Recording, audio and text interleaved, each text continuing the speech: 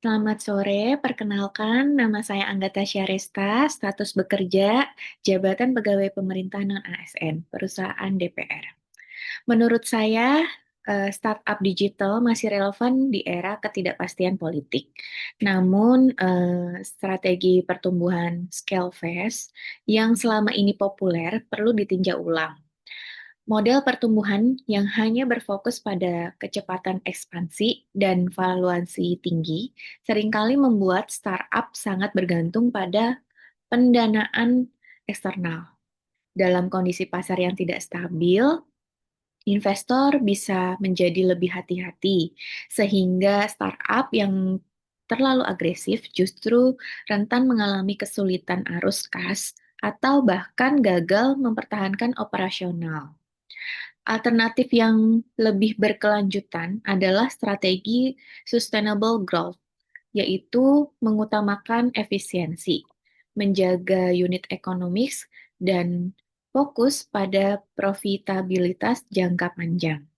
Startup perlu lebih realistis, bukan sekedar mengejar valuasi, tetapi bagaimana menciptakan produk yang benar-benar menjawab kebutuhan pasar dan mampu menghasilkan pendapat berulang. Misalnya, dibanding membakar uang untuk subsidi besar-besaran, lebih baik fokus membangun loyalitas pelanggan, inovasi produk, dan diferensiasi layanan. Situasi sosial politik sangat berpengaruh pada operasional startup. Ketidakpastian ini bisa mempengaruhi kepercayaan investor, regulasi, bahkan stabilitas konsumen dalam berbelanja. Karena itu, komunikasi perusahaan juga harus adaptif, bukan hanya ke investor, tetapi juga ke konsumen dengan menunjukkan transparansi, empati, dan komitmen untuk tetap hadir dalam kondisi apapun.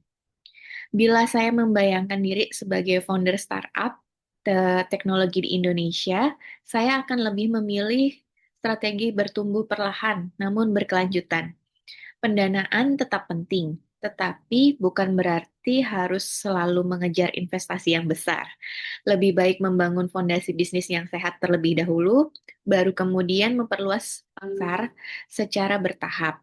Dengan begitu, startup bisa tetap relevan meskipun menghadapi iklim ketidakpastian politik dan sosial. Terima kasih, selamat sore.